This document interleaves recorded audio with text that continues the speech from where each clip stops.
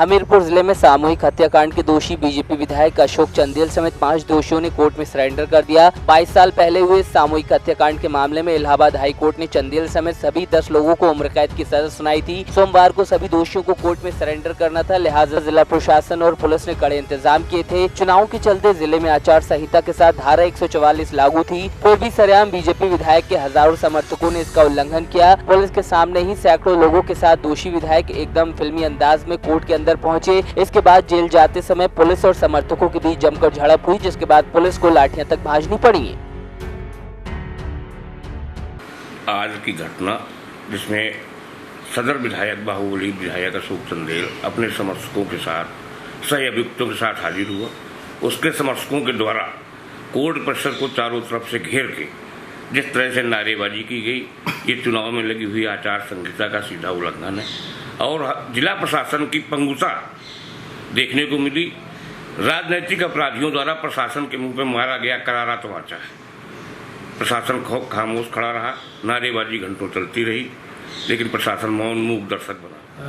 कोतवाली क्षेत्र में 33/97 एक मुकदमा अपराध संख्या जिसमें कि 147, 48, 49, 397, 302, 34 IPC में 7-8 लोगों को हमने आज जेल भेजा है, जिसमें एक अशोक चंदेल हैं जो कि सदर विधायक रहे हैं और इनके साथ में अन्य 7 लोग भी इनमें जेल गए हैं। इनका हाईकोर्ट से इनको आजीवन कारावास की सज़ा मिली है और उसी में आज इनको गिरफ्तार करके जेल भेजा गया। 3 लोगों की इसमें गिरफ्तारी की गई थी, 5 लोगों ने इसमें कोर्ट में सरेंडर किया है।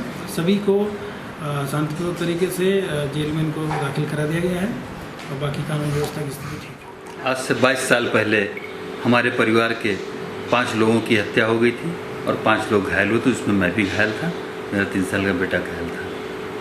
22 साल बाद आज हमको न्याय मिला, जब सारे अभियुक्त उनको आजीवन कारावास होने के बाद, फरार रहने के बाद आज वो जेल गए, किंतु उनको इतना पुलिस फोर्स लगे होने के बावजूद, बांदा, महोबा, हमीरपुर का फोर्स लगे होने के बावजूद बाइज्जत उनको पुलिस की मौजूदगी में नारेबाजी करते हुए, आदर्श आचार संहिता की धज्जियां उड़ाते हुए उनको न्यायालय में समर्पण कराया गया।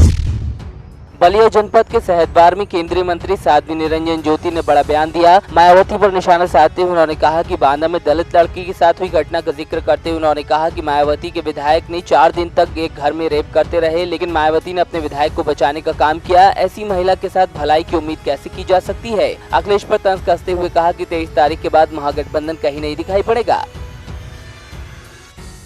राजस्थान में समर्थन दिए हो, एक दलित बेटी के साथ इज्जत लूटी गई, क्या तुम्हें अपनी इज्जत की परवाह नहीं तो दलित की बेटी की इज्जत की परवाह कैसे करोगी।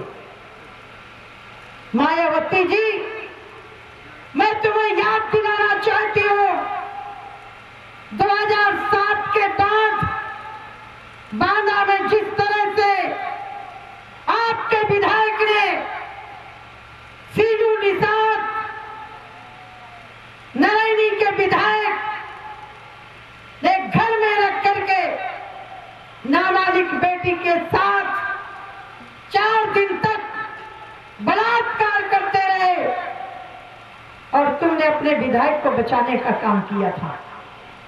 आप कैसे उम्मीद कर सकते हो ऐसी महिला से जो अपने विधायकों के द्वारा अबाध बालिकाओं के साथ छेड़खानी करवाए, ऐसी महिला से उम्मीद कैसे कर सकते हो। मैनपुरी में हैवानियत की सारी हदें पार करने वाला मामला सामने आया है। दरअसल 13 वर्षीय किशोर का शव गांव के बाहर बंद पड़े स्वास्थ्य केंद्र के एक कमरे में मिला।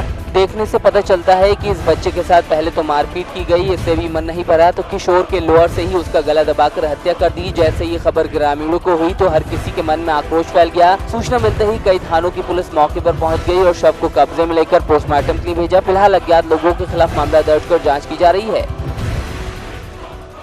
ये जो ना आपके लड़के की मौत हुई है, क्या मामला था पूरा, कैसे क्या हुआ? मामला तो हमें कुछ नहीं मालूम। हम नियाल से वापस जब आए, सुबह छोड़ के बच्चे को गए थे, जब वापस आए तो हमने देखा तो बच्चा घर पे नहीं था। तो हमने घर पे पता किया तो बिटिया ने बताया कि कहीं खेलने निकल गया होगा। तो फिर उसे ढूंढा, हमने कुरावली गए ढूंढने और इधर उधर गाँव में ढूंढा, नहीं मिला। फिर जो है हमारा भतीजा नारायण है, उसने जो है देखा यहाँ पे आके, तो यहाँ अर्धनंग व्यवस्था में पड़ा हुआ था लोअर से जो है उसको फांसी लगा दी जी। और बहुत मारा पीटा उसे। थाना करौली का गांव नानामोह है, जहां पर आज शाम सूचना प्राप्त हुई थी कि अरुण मिश्रा का लड़का है जो अर्पित मिश्रा, उम्र करीब 13-14 साल उसकी है, कक्षा 8 का छात्र है, वो दिन में गायब हो गया था। शाम को एक बंद पड़े हुए स्वास्थ्य केंद्र में के बिल्डिंग में उसका शव बरामद हुआ है। उसकी लोअर से ही उसका गला घोंट हत्या की गई है। अज्ञात के खिलाफ एफआईआर दर्ज कर ली गई है, अग्रिम कार्रवाई की जा रही है। बांदा में रफ्तार का कहर देखने को मिला। अलग अलग हादसों में 4 लोगों की मौत हो गई। चारों मौतें बाइक सवारों की हुई हैं। पहली घटना तर्रा में तो दूसरी घटना शहर कोतवाली में हुई। फिलहाल मौके पर पहुंची पुलिस ने सभी शवों को पोस्टमार्टम के लिए भेजा था। बुलंदशहर के अहमदगढ़ में स्कॉर्पियो और कंटेनर की भिड़ंत में स्कॉर्पियो सवार महिला और 2 पुरुष गंभीर रूप से घायल हो गए। मौके पर पहुंची यूपी 100 ने घायलों को शिकारपुर के सामुदायिक स्वास्थ्य केंद्र में इलाज के लिए भर्ती कराया, जहां दंपति की मौत हो गई, जबकि 2 अन्य लोगों की हालत गंभीर बनी हुई है, जिन्हें हायर सेंटर रेफर किया गया है। कानपुर देहात जिले में किसान की ईंट पत्थर मारकर दिन दिहाड़े हत्या कर दी गई। हत्या से पूरे गांव में दहशत का माहौल है। सूचना मिलने के बाद पुलिस मौके पर पहुंची और शव को कब्जे में लेकर पोस्टमार्टम के लिए भेजा गया। पूरा मामला रसूलाबाद कोतवाली क्षेत्र के शहबाजपुर मकरंदपुर का है, जहां किसान शिफाल अपने जीजा के घर 1 महीना पहले खेती किसानी करवाने आया था। घर के दरवाजे पर बैठा था, तभी गाँव के ही 2 युवकों के बीच झगड़ा होने लगा, जिसमें जमकर ईंट पत्थर चले। अपने दरवाजे पर बैठा शिफाल ये देखकर दोनों को समझाने पहुँच गया, लेकिन वहाँ जाने के बाद मामला बिगड़ गया और उन दोनों ने शिफाल को ही पत्थर से मारना शुरू कर दिया। मामला ये हुआ सर कि इनका कोई 1-2 महीने पहले इनका कट्टा अर्जुन इनका मनोज कुमार का अर्जुन सिंह ने कट्टा है ना कोई लोगों के द्वारा छुटवा लिया था। उसी को लेके विवाद हो रहा था इनका, आए दिन होता रहता है। और इसी बात पे लेके कल रात को इन्होंने ईंटा पत्थर पथराव करा और दरवाजे पे आके गाली गलौज किया। तो हमारा पास में ही घर है, तो अब शब्द बोलने पे हम लोगों ने एतराज किया। इस पे इन्होंने ईंटा पत्थर हमारे मामा जी पे चला दिए, जिसके कारण उनकी मौत हो गई। देखिए, जो घटना आप बता रहे हैं सही बता रहे हैं। ये मकरंदपुर गांव पड़ता है थाना रसूलाबाद क्षेत्र में। इसमें कल रिश्तेदारी में एक व्यक्ति जो आया था, तो वहां पर आपसी विवाद हुआ और पत्थरबाजी हुई। पत्थर लगने से एक व्यक्ति की मृत्यु हुई है। सबको कब्जे में लेकर पुलिस द्वारा जो है पोस्टमार्टम कराया जा रहा है। तहरीर प्राप्त कर ली गई है, मुकदमा पंजीकृत किया जा रहा है और इसमें जो है आवश्यक कार्रवाई की जाएगी। गिरफ्तारी करके उनको जो है अभियुक्तों को जेल भेजा जाएगा। जौनपुर के खेता सराय बाराकला मोड़ पर बारात से दहेज का सामान लाद कर लौट रहे ट्रैक्टर ने सड़क किनारे खड़े 2 किशोरों को रौंद दिया, जिसमें एक किशोर की मौके पर ही मौत हो गई, जबकि दूसरा बुरी तरह घायल हुआ है। अन्य लड़कों ने किसी तरह अपनी जान बचाई। हादसे के बाद ट्रैक्टर लेकर भाग रहे चालक ने नगर के अन्य स्थानों पर भी टक्कर मारी। कई लोग बाल बचे, जिससे कस्बे में अफरा तफरी का माहौल हो गया। फिलहाल पुलिस ने मुख्य चौराहे पर चालक को ट्रैक्टर समेत गिरफ्तार कर लिया था। बुलंदशहर में फुफेरी बहन की शादी में शिरकत करने आई नाबालिग किशोरी के साथ उसके ही रिश्ते के भाई और दोस्त ने रिवॉल्वर की नोक पर गैंगरेप किया। अपनों की ही हवस का शिकार हुई पीड़िता पिछले 1 महीने से कोमा में थी और अब जैसे ही कोमा से बाहर आई तो पीड़िता ने कागज पर लिखकर अपनी सारी दरिंदगी की कहानी परिजनों को बताई। पुलिस ने 2 आरोपियों के खिलाफ गैंगरेप का मामला दर्ज कराकर एक को गिरफ्तार कर लिया, जबकि पीड़िता को मेडिकल परीक्षण के लिए जिला अस्पताल भेजा गया था। अलीगढ़ से उनकी सिस्टर का परिवार का शादी में इंक्लूड परिवार के साथ वो आया। उन्हीं का बेटा, मतलब आदमी का सिस्टर का बेटी का इन्हीं का बेटा, वो फादर का लाइसेंसी वेपन के बल पर उनकी दोस्त के साथ बलात्कार कर दिया। घटना के बाद वो लड़की ऐसे कोमा में चली गई। 14/4 का घटना है, हॉस्पिटल में एडमिट हो गई।